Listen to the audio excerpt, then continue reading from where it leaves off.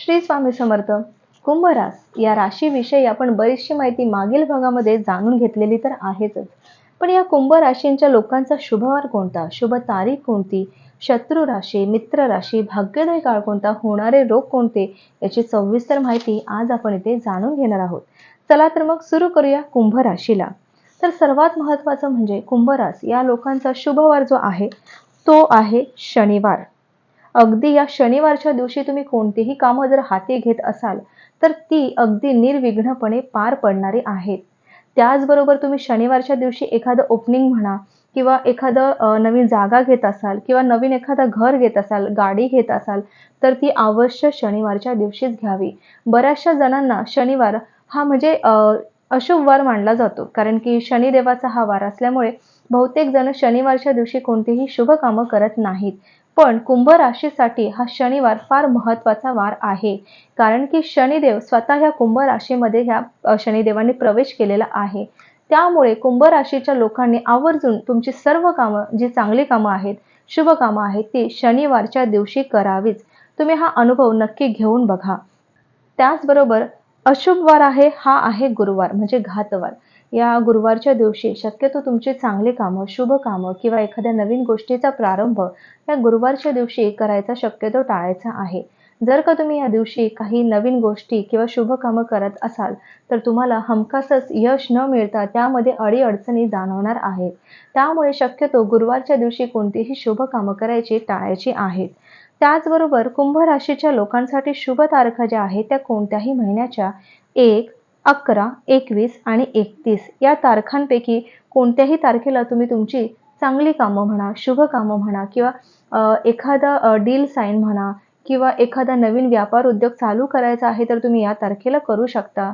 किंवा तुम्हाला कुठे इंटरव्ह्यूला जायचं आहे तिथे सुद्धा तुम्ही या तारखेला बघून इंटरव्ह्यू द्यायला जायचा आहे. अशी बरीचशी तुमच्या जीवनातली सगळी चांगली कामं, सगळी पॉझिटिव्ह कामं, शुभ कामं तुम्हाला या तारखांनाच करायची आहेत, कारण की या तारखांना जर तुम्ही कामं करत असाल तर तुमची ही कामं जी आहेत ती पूर्णपणे निर्विघ्नपणे पार पडणारी आहेत. तुम्हाला कोणत्याही अडीअडचणी जाणवणार नाहीत. त्याचबरोबर अशुभ तिथी आणि अशुभ तारखा ज्या आहेत त्या आहेत 3, 8 आणि 13. या अशुभ तारखांना तुम्हाला कोणतीही महत्त्वाची कामं करायची नाहीत. जर का तुम्ही या दिवशी कामं करत असाल तर तुम्हाला त्या कामांमध्ये अडीअडचणी भरपूर प्रमाणात जाणवणार आहे. तुमचं काम पूर्ण होणार नाही. त्याचबरोबर जरी तुमचं काम पूर्ण झालं तर ते काही दिवसांनी तुम्हाला त्या कामामध्ये अडचणी जाणवणार आहेत. त्यामुळे शक्यतो या अशुभ तिथींना म्हणजे अशुभ तारखांना ही कामं म्हणजे आपली पॉझिटिव्ह कामं म्हणजे शुभ कामं करायची टाळायची आहेत.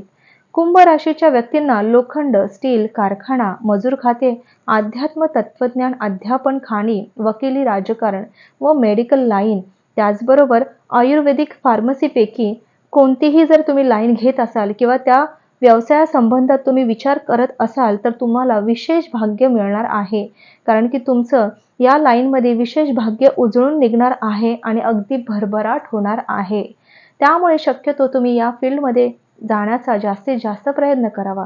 त्याचबरोबर जर तुम्ही कुंभ राशीच्या लोकांचा नोकरीचा संबंध जर म्हणाल तर railway, fire brigade, motor transport, petrol pump, oil कंपन्या, औषध विक्रेते म्हणजे मेडिकल लाईन, केमिस्ट व ड्रगिस्ट, त्याचबरोबर military service, navy, army, air फोर्सेसपैकी कोणतंही, पोलीस, जेल डिपार्टमेंट, मशिनरी खातं, न्याय खातं, न्यायाधीश, जज, हायकोर्ट जज, सुप्रीम कोर्ट न्यायाधीश, सरकारी वकील, त्याचबरोबर LIC ऑफिसर, प्रिंटिंग प्रेसमध्ये नोकरी, लिथोग्राफी, टायपोग्राफी, फोटो स्टुडिओ, फिल्म इंडस्ट्रीत टेक्निकल असिस्टंट, मेडिकल ऑफिसर, कॉलेजमध्ये professor, fingerprint expert, CID officer ह्या विषयी जर तुम्ही नोकरी करत असाल किंवा तुम्हाला नोकरी करायची असेल तर नक्कीच तुम्ही या फील्डमध्ये जाण्याचा अवश्य प्रयत्न करावा. कारण की जर तुम्ही ह्या क्षेत्रामध्ये नोकरी करत असाल किंवा नोकरी करणार असाल तर तुम्हाला ह्या नोकरीमध्ये हमखास यश प्राप्त होणार आहे. कारण की ही कुंभ रास जी आहे ही तुमच्या या नोकरी संबंधित आहे आणि ह्या राशीमुळे म्हणजे ह्या राशीच्या लोकांना ह्या नोकरीमध्ये जास्तीत जास्त फायदा होताना दिसून येत आहे आणि तुम्हाला कोणतेही कष्ट करावे लागणार नाही किंवा कोणतेही अडीअडचणी उद्भवणार नाही. सहजरित्या तुम्ही या क्षेत्रामध्ये अगदी यशस्वीरित्या तुम्ही तुमचं काम पूर्णपणे करू शकणार आहात.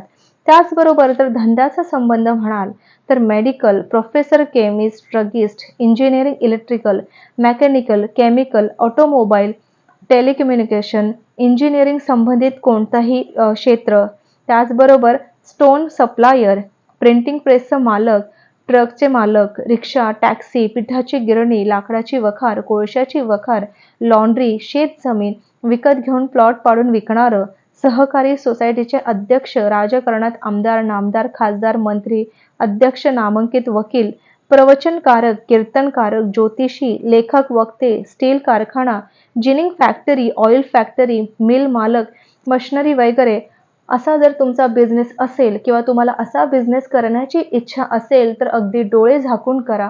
कारण की या कुंभ राशीच्या लोकांना या बिझनेसमध्ये खूप सारे यश प्राधान्य होणार आहे.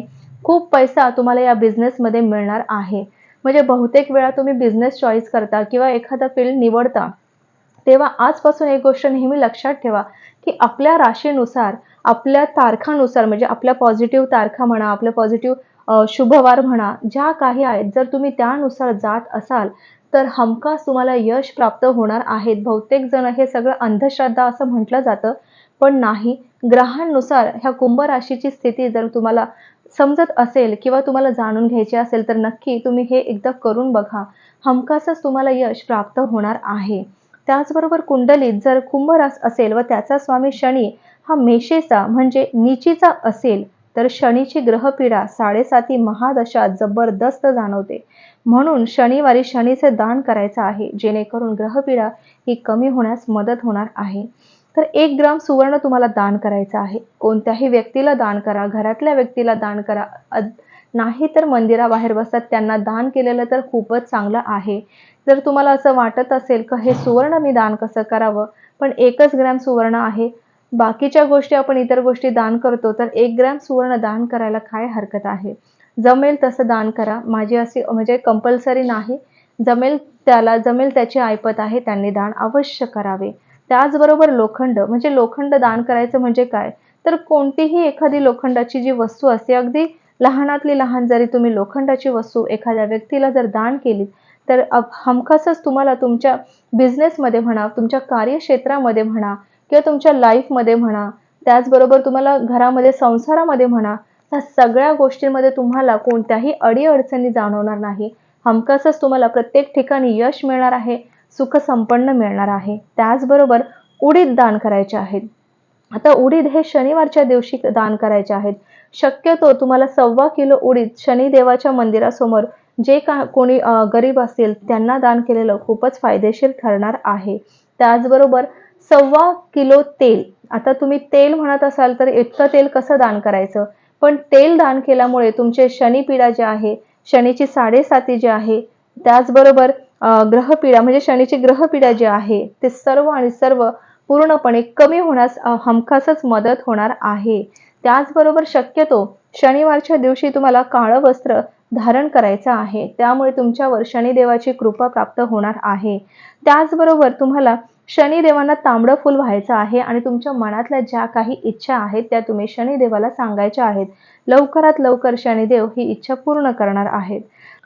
त्याचबरोबर शनीची ग्रहपीडा शरीरावर वातविकार व उचक्या येणे किंवा अंगावर सूज येणे, पोटऱ्या, घोटे दुखणे, त्याचवर ऑपरेशन होणे, त्याचबरोबर जुगाराच्या अट्ट्यावर मारामारी, शरीराचा अवयव सुद्धा तुटणे असे वेगवेगळे त्रास होताना या राशीला दिसून येतात. पायात, खांद्यात लचक भरणे, डोळे दुखणे, म्हातारपणी आजार लवकर बरा न होणे असं या कुंभ राशीसाठी दाखवलेलं गेलं आहे. त्याचबरोबर या कुंभ राशीच्या ज्या मित्र राशी आहेत ना, त्या वृषभ, तूळ, मिथुन, कन्या या अगदी शुभ राशी आहेत.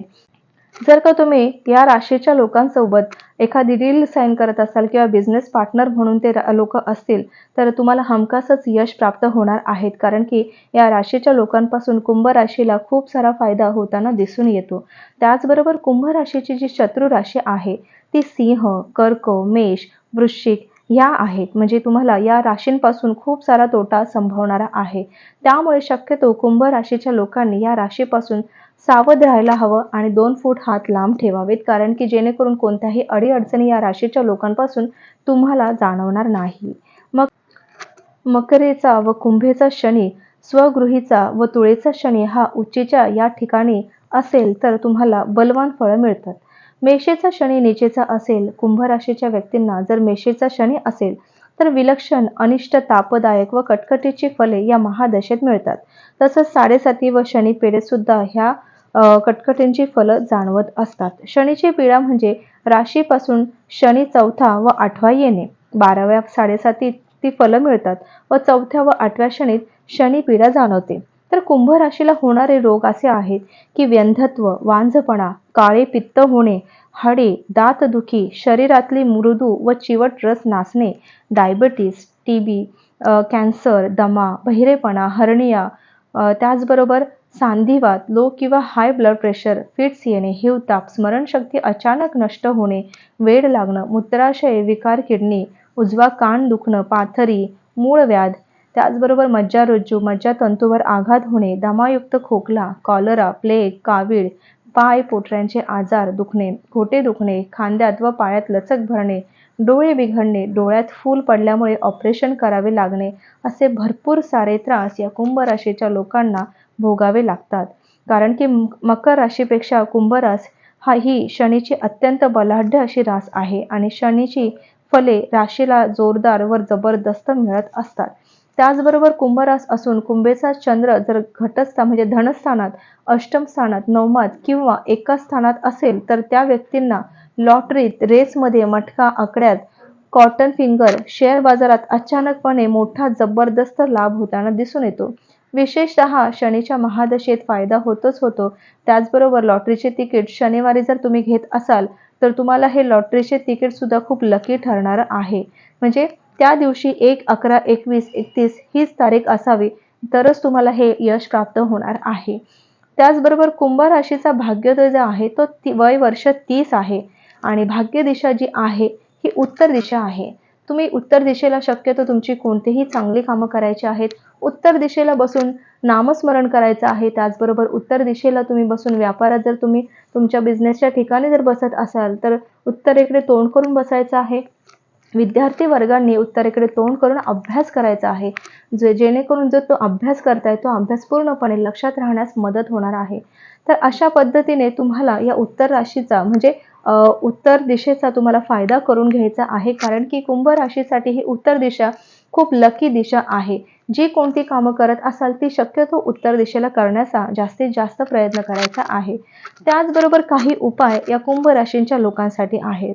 म्हणजे तुम्हाला चरण स्वामी मंगळ असेल आणि मंगळवारी शनी मारुतीवरून जर तुम्ही तेलाचा अभिषेक करत असाल तर तुमचा शनी 7.5चा जो त्रास आहे तो हमखासच कमी होणार आहे. तर तुम्हाला काय करायचं आहे, शनी आणि मारुतीवरून तेलाचा अभिषेक करून शनी व्रत बोलायचं आहे. त्याचबरोबर काळे वस्त्र धारण करायचं आहे, नारळ ओवाळायचा आहे आणि उडीद वाहायचे आहेत आणि मीठ वाहत्या पाण्यात सोडून द्यायचं आहे.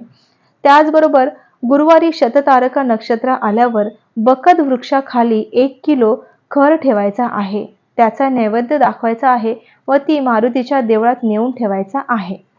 त्याचबरोबर तुम्हाला म्हणजे चरण स्वामी गुरु असेल आणि गुरुवारी शततारका नक्षत्रावर आलेली असेल तर तुम्हाला मूठभर हरभऱ्याची डाळ भिजवून त्यात मीठ घालून ती शनी मारुतीच्या थोडी पायावर घालून राहिलेला प्रसाद वाटायचा आहे. म्हणजे शनी मारुतीच्या पायावर ठेवायचे आहे आणि बाकीचा प्रसाद म्हणून वाटायची आहे.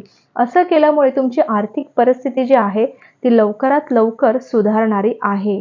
त्याचबरोबर तुम्हाला शुक्रवारी धनिष्ठा नक्षत्र आल्यावर मारुतीला, शनीला 11 रुईच्या पानांची माळ वाहायची आहे. काळे उडीद वाहायचे आहेत. शक्यतो काळे तीळ सुद्धा वाहा आणि मीठ सुद्धा अर्पण करा. असं केल्यामुळे शनीची 7.5 शनी पीडा ही सर्व पूर्णपणे नाहीशी होणार आहे. तर अशी होती या कुंभ राशीची सविस्तरपणे माहिती. आता आपली एक रास राहिली आहे आणि ती म्हणजे मीन. ती आपण पुढील भागामध्ये बघणार आहोत. तोपर्यंत श्री गुरुदेव दत्त, श्री स्वामी समर्थ महाराज की जय.